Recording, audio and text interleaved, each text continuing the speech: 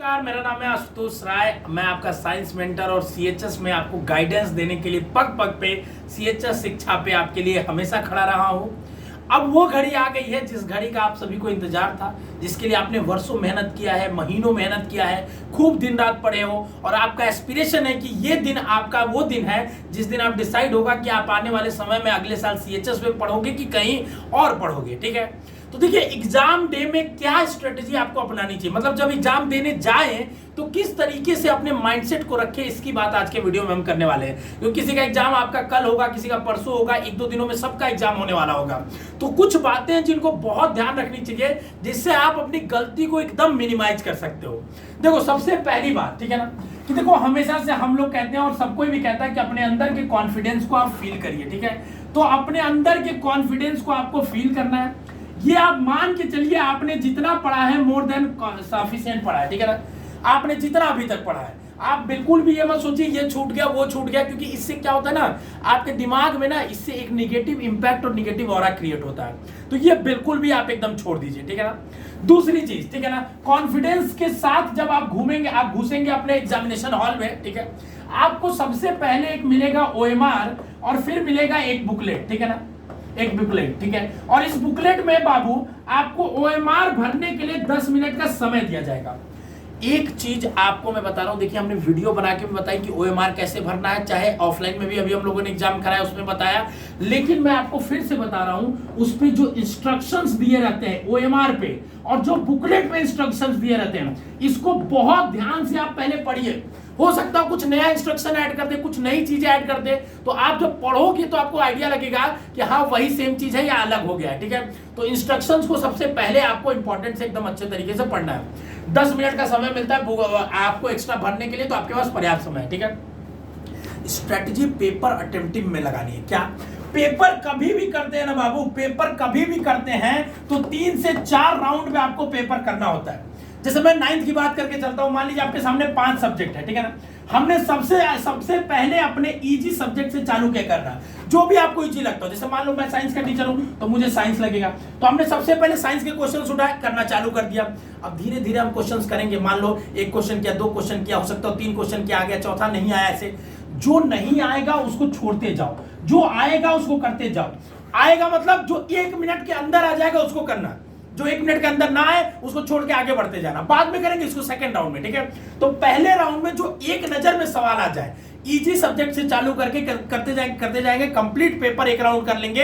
ऐसे क्वेश्चंस को पहले राउंड में जो एक नजर में देखते जिसका आंसर आ गया, या तो मेमोराइजिंग बेस्ड होगा या इजी होगा या एकदम डायरेक्ट कंसेप्ट पे पूछा होगा या डायरेक्ट थ्योरी से उठा के पूछा होगा। ठीक है, तो पहले राउंड में हमने वो कर लिया जो 100% श्योर शॉट है।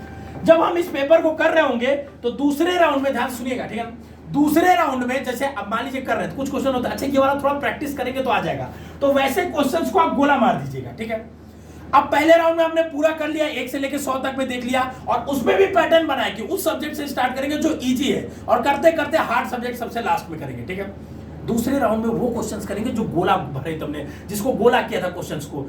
गोला कोई भी ओएमआर पे नहीं करना है, सारा क्वेश्चन में टिक करना है, ओएमआर पे सिर्फ गोला भरना है। ठीक है, तो पहले राउंड में हमने क्या किया कि हर सेक्शन के 20-20 क्वेश्चन जो भी थे हमने कर लिए, इजी क्वेश्चन 1 शॉट में जितने मिलके कर लिए। अब उसके बाद क्या करना है बाबू कि हम इसको पहले ओएमआर भर लेंगे। क्या करेंगे, इसका पहले ओएमआर भर लेंगे सेट वाइज। ठीक है ना, सेट वाइज। ठीक है, मतलब पहले सेक्शन का पहले 20 क्वेश्चन किया, 20 क्वेश्चन का ओएमआर भर लिया।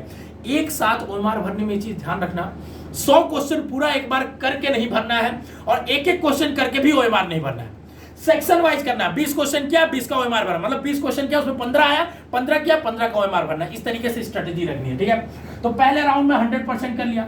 दूसरा राउंड हम चालू करेंगे बाबू, पहले राउंड में हम एकदम 100% जो आ रहा था करेंगे। दूसरे राउंड में जिसको हमने टिक किया था या जो थोड़ा सॉल्यूशन लेगा, थोड़ा टाइम लेगा, उसको करेंगे। ठीक है, फिर इजी से स्टार्ट करेंगे, हार्ड तक करते करते जाएंगे, और दूसरे राउंड में फिर हम कुछ क्वेश्चंस करेंगे, तब मान लीजिए जो भी बचे होंगे। ठीक है, थर्ड राउंड में हम वो सारे क्वेश्चंस देखेंगे जिसमें हमको लगता है कि एकदम हम ये कर सकते हैं, किसी भी थोड़ी तरीके से या कुछ भी करके वो एफर्ट देंगे। ठीक है ना, थर्ड राउंड में ये करेंगे। और फोर्थ राउंड में क्या करेंगे बाबू, ओएमआर को चेक करेंगे, 1 नंबर क्वेश्चन से चेक करना चालू करेंगे, कहीं कोई छूट तो नहीं गया है। जैसे ही कोई छूटेगा उसको टिक कर देंगे, क्यों, क्योंकि निगेटिव मार्किंग है नहीं, तो सब मार के आना है, समझ रहे हो। तो जो भी देखेंगे देखते जाएंगे फोर्थ राउंड में कि भैया ओएमआर में 4, 5, 6, 7, 8, 9, 10, अच्छा 11वां छूटा, 11 का जो भी मन में आया भर दिया। ठीक है, तो थर्ड राउंड तक आपको पेपर अटेम्प्टिंग स्ट्रेटजी होती है, फोर्थ राउंड तो आपको फिल करके आना है, ठीक है, कि ओएमआर में कोई खाली बचा सबको भर दिया।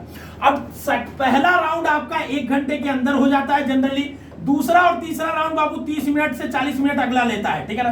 दूसरा राउंड मेनली 30 मिनट ले लेता है, ठीक है, और तीसरा राउंड फिर 10 मिनट लेता है, और लास्ट के राउंड में आपको 10 मिनट लगता है, तब भी आपके पास 10 मिनट बच जाता है। ये पेपर अटेम्प्टिंग स्ट्रेटजी है, ठीक है, 9th और 11th दोनों के लिए, सीएचएस के लिए, ठीक है। बाकी आप अपने तरीके से अगर कोई स्ट्रेटजी बनाए हो बाबू तो उसको आप फॉलो करिएगा, लास्ट मोमेंट पे स्ट्रेटजी बदलने की जरूरत नहीं है। जैसे कई बच्चे क्या है कि मैथ ही शुरू में करते हैं, पहले नंबर पे मैथ करते हैं शुरू। अब मैंने बोला साइंस शुरू में करना, जरूरी नहीं साइंस करो, अगर तुम्हारा मैथ पहले करके भी तुम्हें समय बच जा रहा है तुम्हारा 2 घंटे में, तो तुम मैथ ही करना। लेकिन ये स्ट्रेटजी है जिसको करके बच्चे थोड़ा इफिशिएंट हो सकते हैं, थोड़ा अच्छा कर सकते हैं, ठीक है ना। तो ये स्ट्रेटजी है बाबू। और बाकी मेरी तरफ से ढेर सारा आप सभी को प्यार। बहुत सारे बच्चों को हमने बोला था कि आप हमारे ऑफलाइन में आ सकते हैं, तो हमने एक फ्री का मॉक टेस्ट अरेंज कराया। लगभग 150 से 200 के करीब बच्चे आप लोग देखे भी होंगे लाइव में, ठीक है ना। 150-200 बच्चे आए थे, ठीक है, पूरा हॉल फुल हो गया था हम लोग का जो क्लासरूम था, ठीक है ना। और पूरे क्लासरूम में बच्चे बैठे थे, बहुत अच्छा लगा हम लोगों से आपसे मिलके, ठीक है।